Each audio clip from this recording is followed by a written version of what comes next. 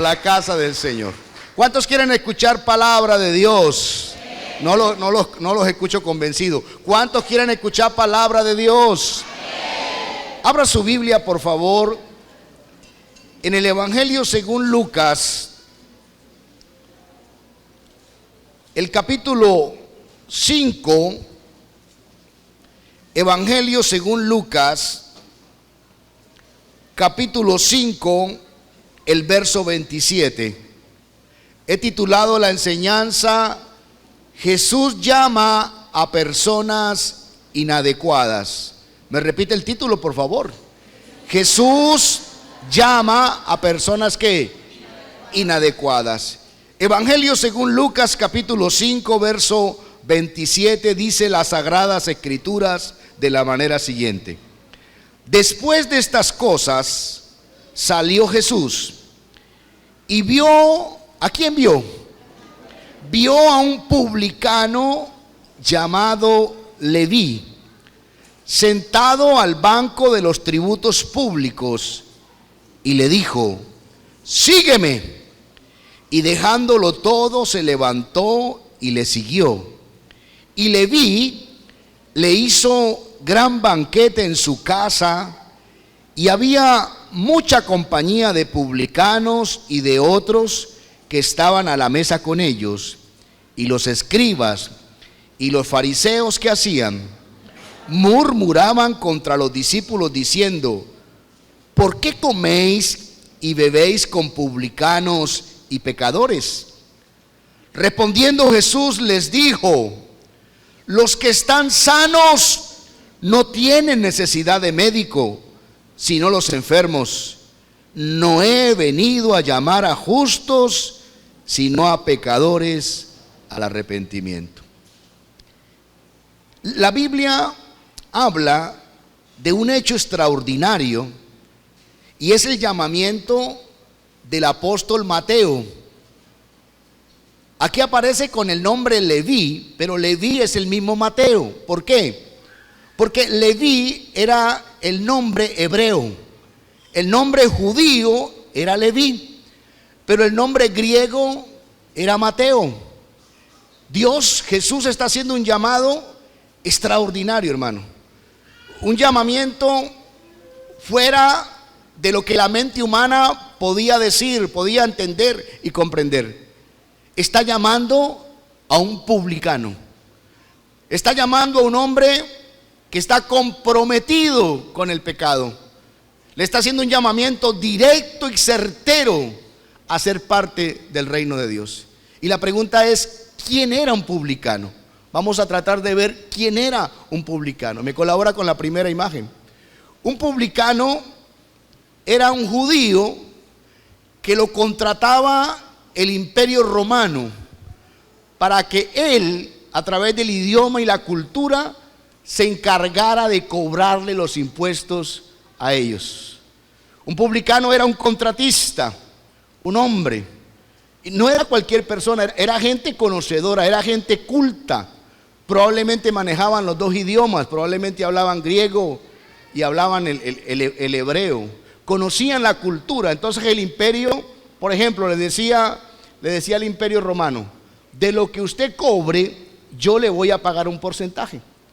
Se cree que probablemente el Imperio Romano cobraba el 20%, como una especie de un IVA muy costoso, a los pescadores, a los agricultores. Pero el problema del publicano no era el hecho de trabajar con el gobierno. El problema de los publicanos era que ellos eran ladrones. Ellos eran codiciosos, ellos eran avaros, ellos eran amantes del dinero.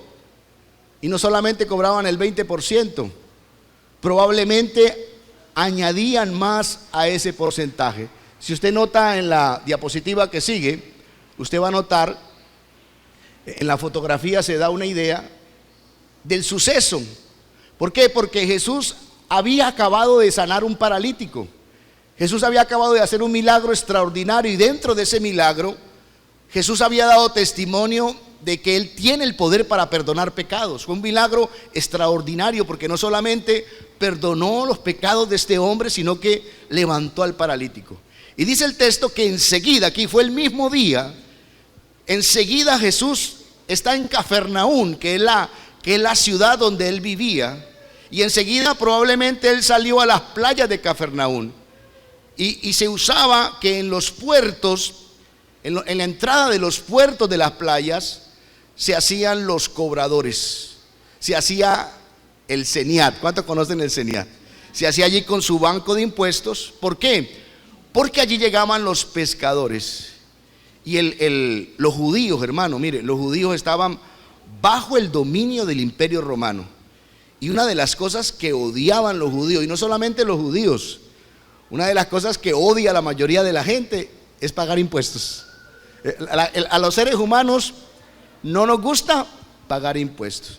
Ahora, el problema no era solamente pagar impuestos, el problema era el abuso que tenía el sistema, el abuso que tenía el imperio. Entonces llegaba el pescador humilde todo el día trabajando, la noche, con 100 kilos de pescado, toda la noche, 16, 18 horas.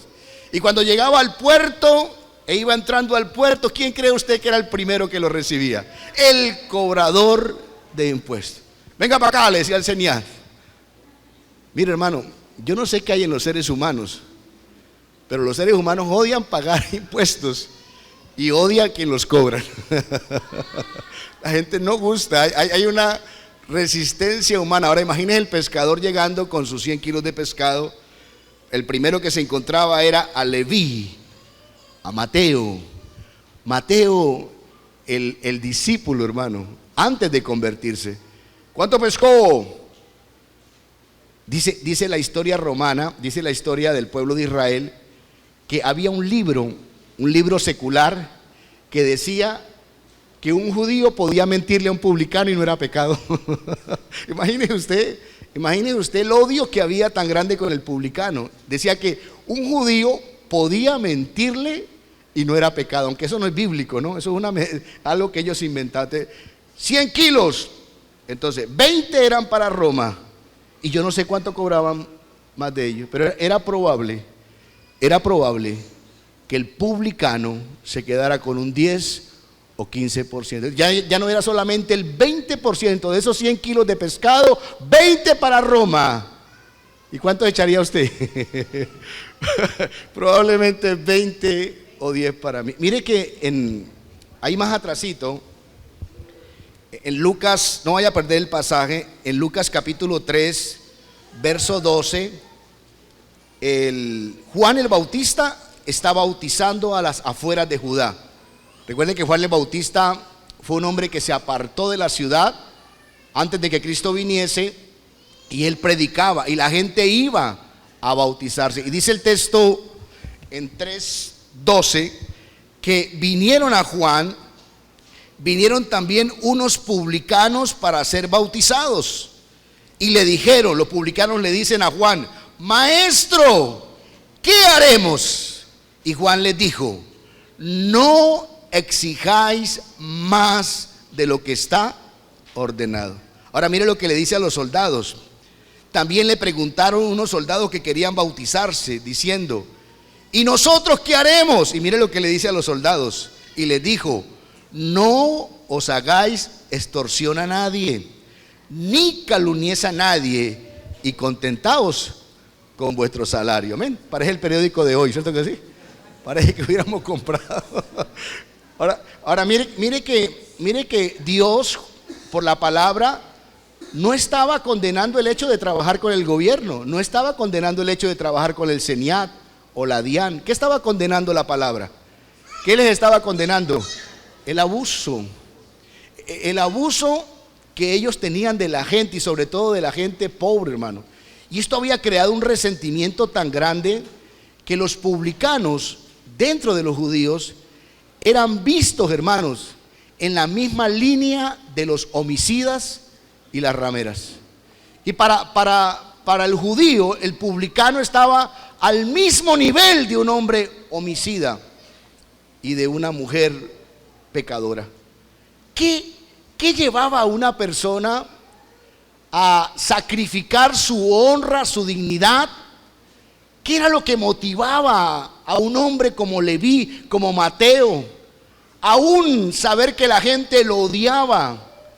Al publicano no se le permitía ir a las sinagogas. En las sinagogas era donde se enseñaba la palabra, y mucho menos ir a ofrecer sacrificios de adoración al templo.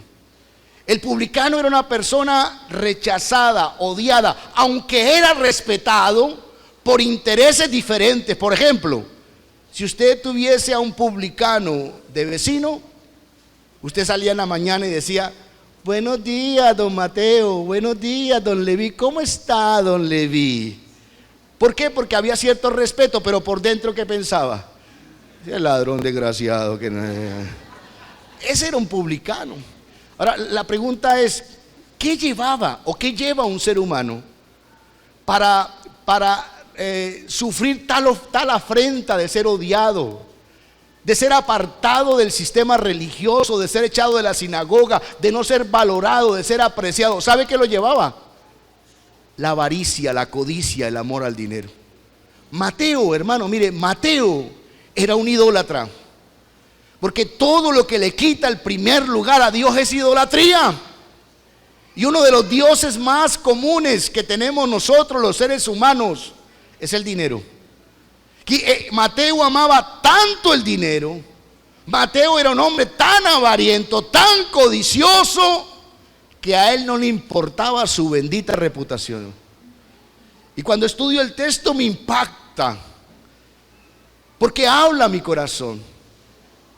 ¿Sabe que la mayoría de empresarios, comerciantes, hombres de negocios, profesionales, la mayoría son codiciosos o somos codiciosos, hermano? Mire, la mayoría de seres humanos que habitamos en esta tierra, por no irrespetar y decir que todos, estamos apegados fuertemente a la codicia, a la avaricia y el amor al dinero. Allí estaba ese hombre, sentado en el banco de tributos, probablemente siendo maldecido todos los días. Yo pienso que a Mateo, como buen publicano, todos los días le recordaban en secreto a la mamita. Amén. Yo creo que todos los días había alguien que estaba hablando, que estaba diciendo: miren lo que pesqué, solamente hice lo de comer 2 días y este hombre me quitó el esfuerzo de horas de trabajo. Está Mateo ahí, sentado. Pero ocurre algo extraordinario, hermano. Probablemente Mateo, aunque no lo registra, había oído hablar de Cristo. Probablemente la fama de Jesús fue tan impresionante, tan impactante, hermano, que se regó como pólvora por Galilea, por Judea, por todos los entornos. Era imposible que nadie no supiera de Jesús, de sus milagros, de sus portentos, de sus maravillas. No sé si Mateo fue testigo de lo que Jesús hizo con el paralítico, cuando le dijo: hijo, tus pecados te son perdonados.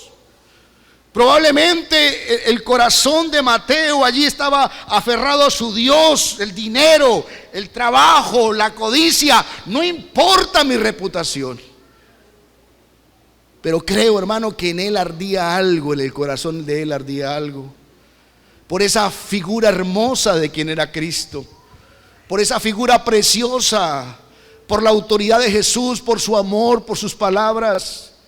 Probablemente él sabía que Jesús no era como los fariseos, no era como los escribas, no era como el sistema religioso, sino que Jesús había venido a buscar y a salvar lo que se había perdido.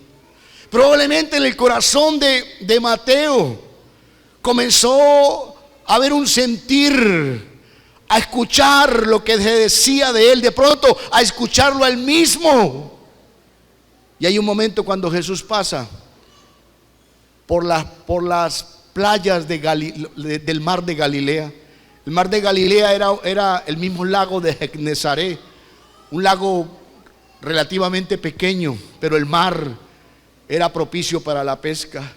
Y probablemente Jesús, después de haber sanado el paralítico, comienza a pasar por esa playa, hermano. Y habían tantas personas, habían tantos hombres adecuados para ser parte de los discípulos de Cristo. ¿Sabe quién debieron haber sido los discípulos de Cristo? Las personas más adecuadas eran los fariseos. Porque los fariseos tenían la palabra, los fariseos tenían la revelación de la palabra, los fariseos tenían el conocimiento. Los fariseos eran gente preparada, era gente conocedora de la palabra. Ellos eran las personas más adecuadas. Todos los discípulos de Jesús debieron ser fariseos. Pero a veces las personas más adecuadas, a veces son las más inadecuadas, hermano. A veces la gente que usted ve que es como la más culta, que es como la más preparada, a veces es la gente que más resiste al Espíritu Santo. Porque le vengo a decir algo y usted debe tenerlo en cuenta. La palabra de Dios dice que todos nosotros somos pecadores. ¿Cuántos lo creen? Y que si hay un solo hombre que pretendiera en su corazón pensar que es bueno, entonces el apóstol Juan le dice: usted hace a Dios mentiroso. Nadie, hermano, mire, nadie sobre esta tierra es justo. Todos nos descarriamos como ovejas, cada cual tomó su propio camino. No hay ni un justo, ni uno. Todos nosotros, nuestra garganta y nuestra boca es como un sepulcro abierto y no conocimos camino de paz. Usted dice: pero pastor, ¿por qué somos pecadores? Porque en un momento Jesús le enseñó a un hombre, le reveló los dos más grandes mandamientos, los mandamientos que resumen toda la ley. Le dijo: primer mandamiento, vas a amar a Dios con toda tu alma, con todo tu corazón y con todas tus fuerzas. ¿Cómo se debe amar a Dios? Con toda tu alma, con toda tu fuerza, con todo tu corazón. Y el segundo gran mandamiento es: vas a amar a tu prójimo. Dele un codazo a su prójimo ahí. Vas a amar a tu próximo. Javier, tú vas a amar a tu próximo como te amas a ti mismo. Mire, hermano, nosotros no cumplimos ese mandamiento ni un segundo sobre la tierra. ¿Habrá alguien aquí que ame a Dios con toda su mente, con todo su corazón, con toda su fuerza? ¿Habrá alguien aquí que ame a su prójimo como se ama a usted mismo? Hermano, mire, nosotros no cumplimos la palabra de Dios. Por eso Jesús vino a buscar y a salvar lo que se había perdido, aleluya. Solamente Mateo no era pecador.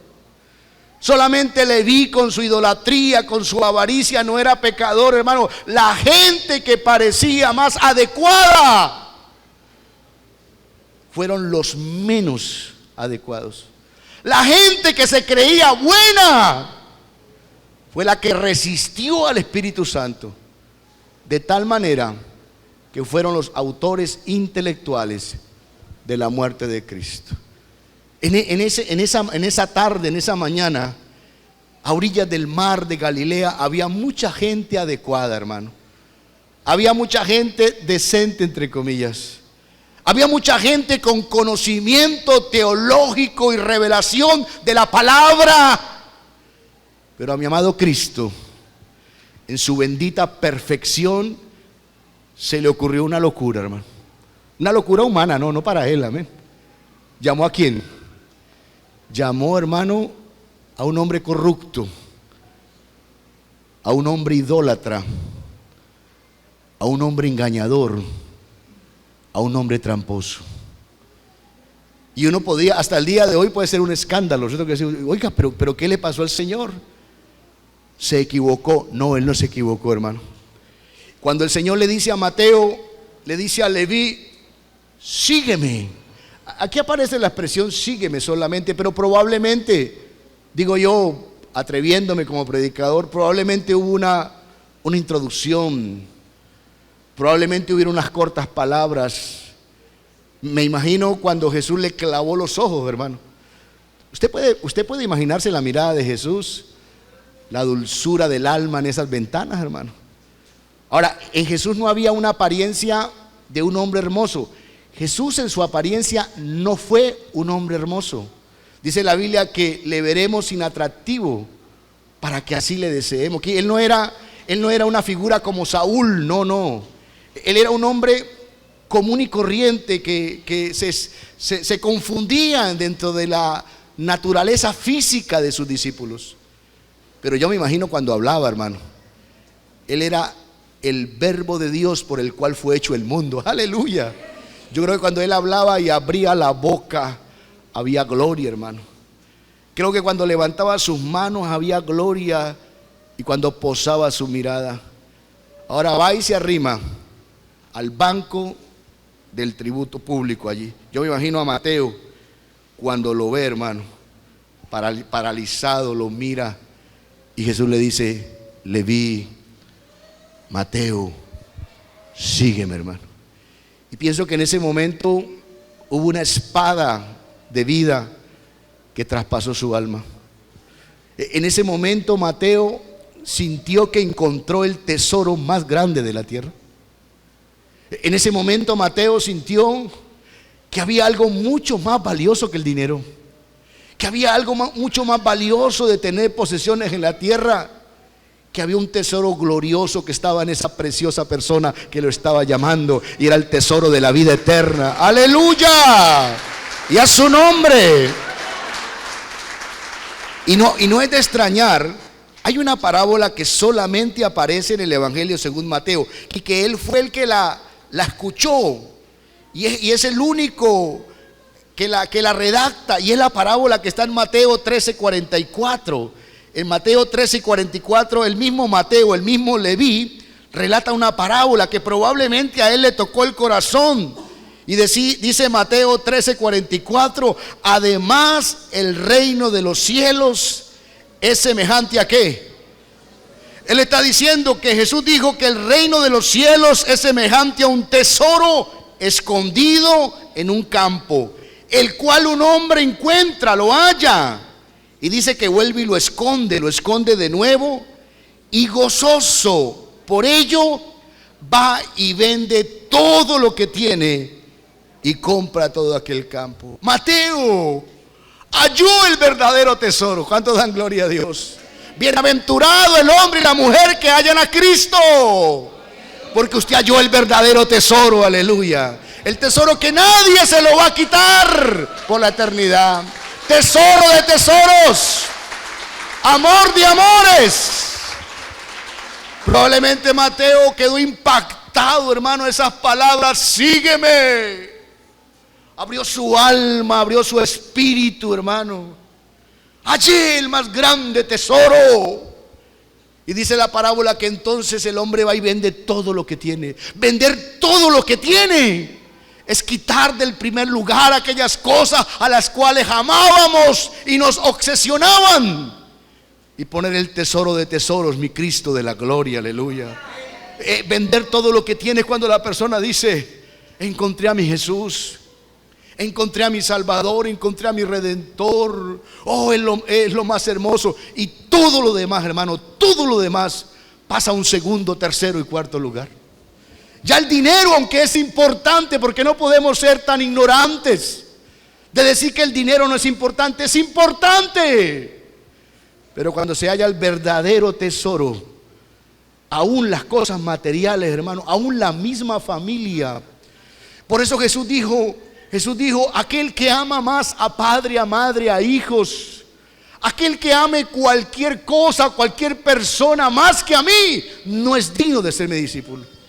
Porque jamás habrá un cristianismo verdadero si no hay un amor profundo que priorice sobre todas las cosas. ¿A quién amamos más que nuestra familia? Nuestra familia es un amor especial, hermano. La esposa, el esposo, los hijos. Aún muchos de nosotros estaríamos dispuestos a dar la vida por nuestros hijos. Algunos esposos estarían dispuestos a dar la vida por su esposa. Amén, Javier. Amén, listo, bueno, amén. Bueno. Pero aún el Señor dice: yo quiero que usted me ame más que ese tesoro. Yo quiero que en algún momento, cuando su misma familia se le oponga en amarme y en servirme, yo quiero que usted venda todo y compre este tesoro que era él. Ahora, el hecho, dice la Biblia que Leví, Mateo, en el mismo momento se paró, hermano. Perder ese puesto, hoy sería, Javier me ayuda, hoy sería como estar enchufado con el gobierno. soltar ese puesto, hermano. No, nadie va a soltar ese puesto. ¿Quién iba a soltar ese puesto que me tenía una posición financiera exageradamente buena? Solo los demás. Pero mire, hermano, lo que hace un corazón convertido. Mire, cuando una persona se arrepiente de verdad. Y aquí quiero decirle algo a la iglesia.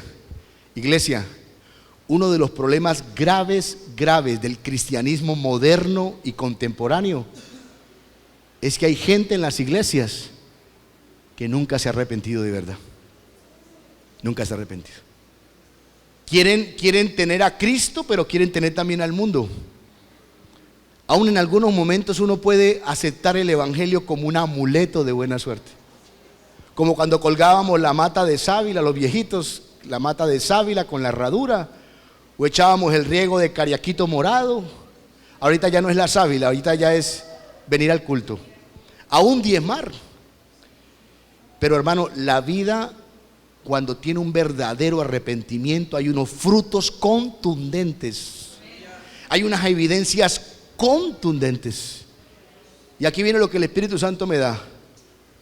En el nombre de Jesús debe haber un verdadero arrepentimiento en su vida, hermano. Mire, hijo, hija, no hay un verdadero arrepentimiento. El arrepentimiento es el catalizador que abre el cielo, hermano. Hay un código secreto, hay un código, hermano, extraordinario a través de la sangre de Cristo, a través de la fe en Jesucristo. Y es el arrepentimiento. El arrepentimiento es la puerta de entrada que suelta sobre nosotros el nuevo nacimiento, la transformación integral del ser humano. Pero hay momentos que aún uno siendo cristiano, y por años, hermano, puede que nunca se haya arrepentido de verdad. Puede que sí haya cierto remordimiento, pero el verdadero arrepentimiento conlleva un cambio. Y la gran diferencia entre un cristiano y un hombre que no tiene a Cristo no es el hecho de que no peque, porque podemos pecar. La gran diferencia no es la cantidad de pecado, sino la capacidad de arrepentimiento. Una de las evidencias contundentes del Espíritu Santo en la vida de un ser humano es su alta sensibilidad a arrepentirse. La persona comienza a leer que aún a veces el mismo tono de la voz, y comienza a leer actitudes y comportamientos que antes le eran naturales, ahora las ve como actos graves, porque el Espíritu de Dios lo contringe, lo humilla. Y no es el hecho de quién peca o no peca más, es el hecho de quién se arrepiente más.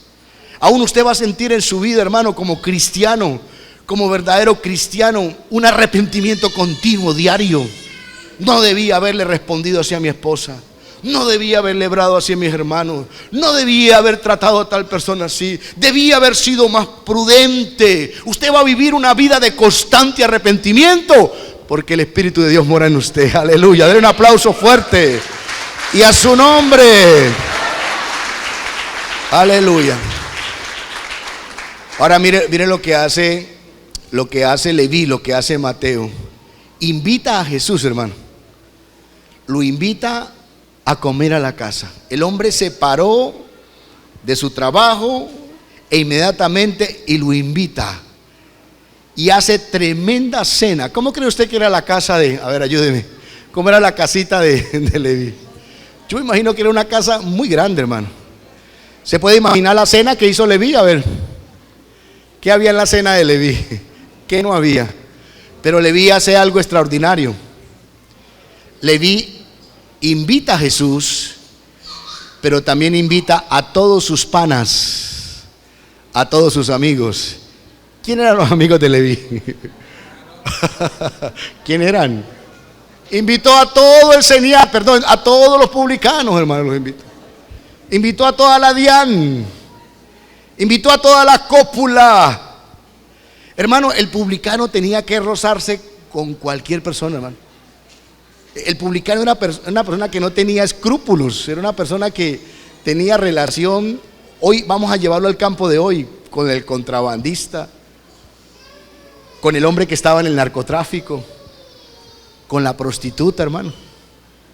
Y cuando llega Jesús allí a la casa, estaba llena de gente como esta. ¿Sabe por qué? Porque Mateo, Leví quería que ellos tuvieran el tesoro que él tenía en su corazón, aleluya. Leví quería, Mateo quería que ellos también recibieran esa gracia, ese perdón, hermano. El acto de Leví o Mateo haber dejado inmediatamente el banco de los tributos evidenciaba un profundo arrepentimiento, evidenciaba un profundo compromiso de dejar todo, de romper con esa vida. Pero él quería que estas personas, que estos publicanos, que estos pecadores también conocieran de ese tesoro precioso. Y comienza, hermano. Ahora yo no sé cómo se puede imaginar usted esa fiesta, pero yo creo, hermano, que probablemente Jesús reía y probablemente Jesús les colocaba la mano y los abrazaba. Ahora, Jesús no estaba ahí para contaminarse con ellos, hermano. Jesús era para salvarlos y traer vida eterna sobre estas personas. Jesús no estaba compartiendo sus pecados y sus deleites mundanos. No, Jesús los estaba aceptando.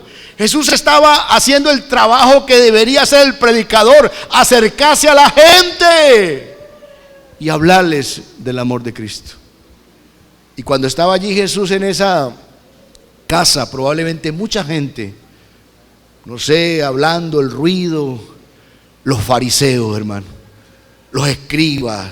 Los escribas eran los teólogos de los fariseos. Y los escribas también eran fariseos. Los escribas era como esa parte de la gente estudiosa, que sabe, que conoce, que profundiza en las escrituras. Y cuando lo ven allá, llaman a los discípulos y le dicen: oiga, su maestro está mal, su maestro no aplica, su maestro tenía que habernos llamado era a nosotros somos los puros, los buenos. ¿Qué hace su maestro comiendo con publicanos y con pecadores? Y Jesús le responde, y quiero que nuevamente lea conmigo la respuesta, Lucas 5:31, Evangelio según Lucas capítulo 5:31, amén. Respondiendo Jesús les dijo, ¿qué les dijo Jesús? Los que están sanos no tienen necesidad de médico, sino los enfermos. Jesús les está diciendo: mire, si un médico solamente se junta con gente sana, está violando los principios de su ética moral. Imagínese un oncólogo. Un oncólogo es un médico profesional que trabaja en los procedimientos de enfermedades cancerígenas, ¿sí?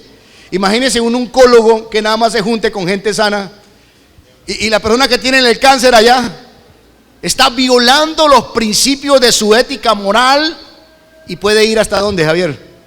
Puede ir hasta la cárcel. Si aquí hubiera un médico y alguien sufriera un infarto o algo, ¿qué obligación es la del médico? A ver, atenderlo. Es obligación, no es una opción, es obligación.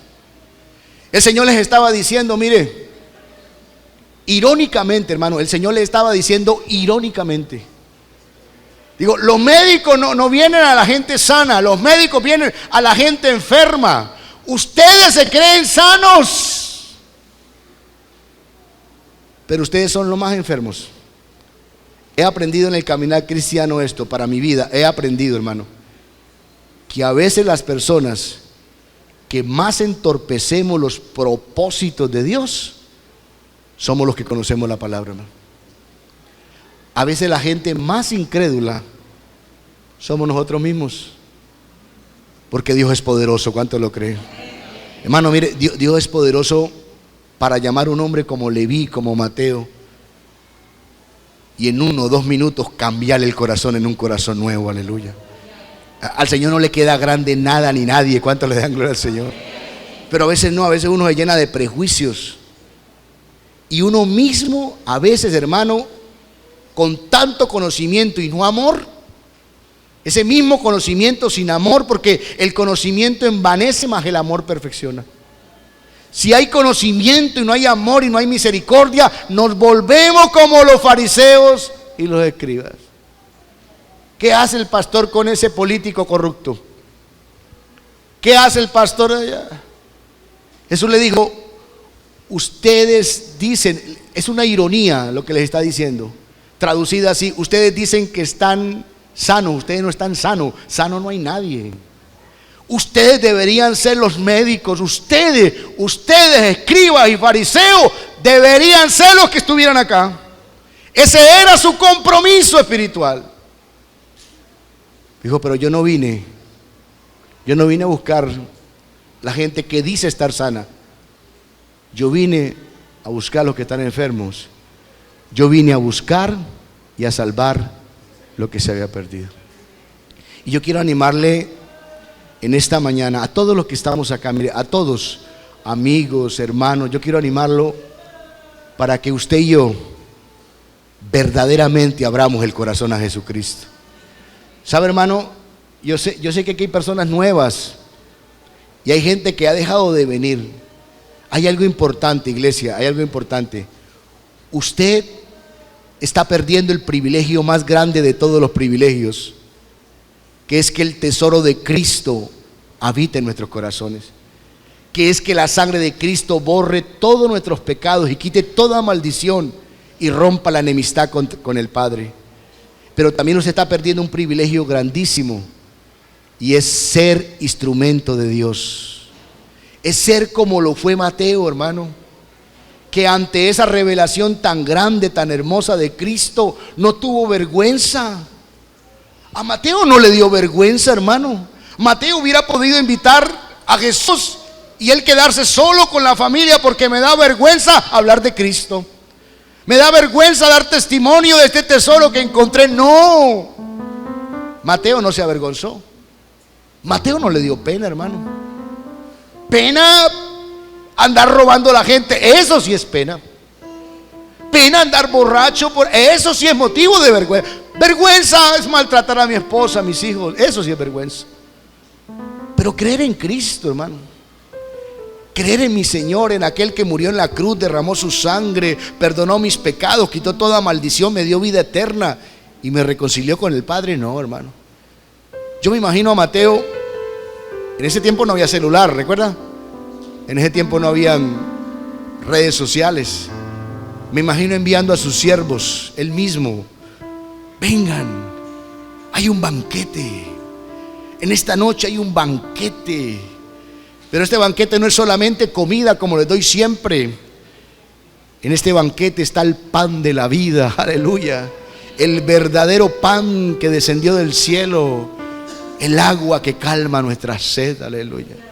Qué privilegio tan grande, hermano. Usted puede pensar qué privilegio tan terrible, que no lo tuvieron, hermano. Muchas personas no tuvieron. Este hombre tenía al Hijo de Dios en su casa, al Creador del universo y del mundo, lo tenía en su casa. Probablemente Jesús se reía, hermano. Y aquí viene algo interesante. Yo no creo que Jesús tuviera una cara amargada. ¿Usted qué cree? ¿Será que él fue allá a la casa de Mateo así? No, yo creo que él se reía, hermano. Yo creo que se reía. Pero creo que en medio de esa alegría hablaba la palabra. Y cuando la palabra de él salía, era como una semilla del cielo. Yo puedo ver las lágrimas de muchos publicanos allá. Yo puedo ver las lágrimas de rameras. Yo puedo ver las lágrimas de narcotraficantes, de gente corrupta, hermano, de soldados corruptos que también probablemente fueron. Yo puedo ver la gente llorando, compungida, con un verdadero arrepentimiento. Puedo ver la cena. ¿Cómo cree que terminó la cena? Yo puedo ver que la cena terminó probablemente de gente de rodillas, pidiéndole perdón a Dios y haciendo pacto eterno de cambio para siempre, aleluya. Y yo quiero invitarlo, miren, iglesia, hermano, amigo, por favor, abra su corazón a Jesucristo. Deje que el Señor lo use. Imagínese que usted está llamado a ser sal de la tierra y luz del mundo. Y es usted el instrumento que Dios va a usar. Es usted el Mateo que Dios va a usar en su familia. Es usted el Leví que Dios va a usar. No solamente para traer vida eterna y salvación a usted, sino para bendecir a toda su familia. A toda su familia. Es usted quien va a hacer la fiesta. Y es usted quien va a invitar a que la gente crea en el Cristo que usted ya tiene en su corazón. Es usted quien va a vender todo lo que tiene por comprar el terreno donde está escondido el tesoro. Es usted el instrumento que Dios va a usar. Reconcíliese con el Señor. Reconcíliese, hijo. Mire, por favor, el Señor te ama. Y el Señor es sabio. El Señor es grandemente eterno y sapiente de todas las cosas. El Señor le dio en su voluntad, le dio la voluntad de llamar gente inadecuada como nosotros. Yo era inadecuado, hermano, se lo aseguro. Yo era, a los ojos del mundo, inadecuado. En cambio Javier también, ¿no? En cambio Javier también. Y en cambio Marlene también. ¿Usted, William, era adecuado? No, William se fumó toda la que no se fuma, ¿no? Mire, usted dice aquí, no, pastor, es que yo estoy aquí porque es que yo era buena gente, hermano. Le voy a decir algo, pero no se lastime. Usted está aquí porque usted es lo peorcito de su familia, pero a Jesús le provocó traerlo. Aleluya. A Él le provocó traerlo. A Él le provocó llamarlo. ¡Aleluya! Los fariseos no, hermano. Los fariseos, hay gente que ve la iglesia, hay gente que ve la iglesia y dice, no, ese lugar es solamente gente santa que se porta bien. Pero hay gente que la ve al contrario, hay gente que dice, no, la iglesia, eso es para los pecadores, eso es para el marihuanero, eso es para... Yo no. ¿Sabe dónde están los fariseos en este momento? Los fariseos están afuera, porque ellos ¿cómo se creen? Bueno, pero el publicano no. Dijo Jesús que en el templo estaba orando un publicano y un fariseo. Y el fariseo oraba consigo mismo, no hablaba con Dios, hablaba con él. Señor, yo te doy gracias por haberme hecho como soy, un buen hombre. Señor, yo diezmo, yo ayuno 2 veces por semana, yo hago todo lo bueno, Señor, no como ese fariseo. ¿Sabe qué estaba diciendo el fariseo? Señor, gracias por esta obra de arte. Gracias porque yo soy un buen religioso, yo voy esto. Pero dice la Biblia que el publicano, apartado, hermano, él le dio pena estar cerca del altar, postrado, llorando, decía: Padre, sé propicio a mi pecador. Padre, perdóname mis pecados. Y Jesús dijo: de cierto os digo que salió más justificado el publicano que el fariseo. Porque todo aquel que se enaltece, iglesia, cometerás un grave error el día que pienses que eres bueno. Te aseguro que el día que pienses que usted es bueno, hermano, está cometiendo el error más grave de su vida. Usted y yo dependemos todos los días de la misericordia de Dios, amén. Y no importa la condición de un ser humano. Si hay un verdadero arrepentimiento, si hay una verdadera revelación de mi condición pecaminosa y de la santidad de Dios, y acepta a Jesucristo, el Señor le perdona y el cielo se abre. Colóquese de pie, por favor. Colóquese de pie. Voy a invitar a todos los amigos y a todos mis hermanos. Cierra tus ojos un momentico. Todos cerramos nuestros ojos. Voy a invitar a mis amigos y a todos mis hermanos que en algún momento se desviaron de la fe. Los voy a invitar a que en esta mañana, una vez más, pidamos perdón a Dios y aceptemos a Jesucristo como Señor y Salvador. Si usted quiere hacer esta oración, en esta oración le vamos a pedir perdón a Dios. En esta oración vamos a tener un verdadero arrepentimiento y nos vamos a reconciliar con el Padre en el nombre de Jesús. Diga conmigo, diga: Padre Santo que estás en el cielo, te doy las gracias por ese amor tan grande, por esa bondad, por esa misericordia. Hoy vengo delante de tu presencia y en el nombre de Jesucristo quiero pedirte perdón por todos mis pecados, por toda mi maldad. Reconozco mi pecado, Señor. Reconozco mi maldad y me arrepiento y te pido perdón. Y hoy, Señor, abro mi corazón y te pido, Señor Jesucristo, que tú entres en mi vida. Jesús de Nazaret, diga: Hijo eterno del Dios Altísimo, entra a mi corazón, muda mi corazón, cámbialo y dame un corazón nuevo, Señor, conforme tu propósito y conforme tu misericordia. Hoy te recibo. Levanta la mano, diga: hoy te recibo como mi Señor y mi Salvador.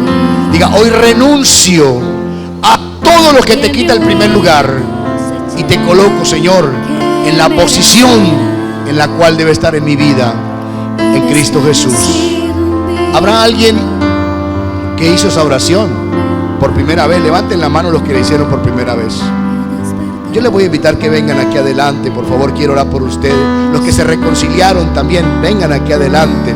Vamos a dar un aplauso fuerte al Señor. Aleluya.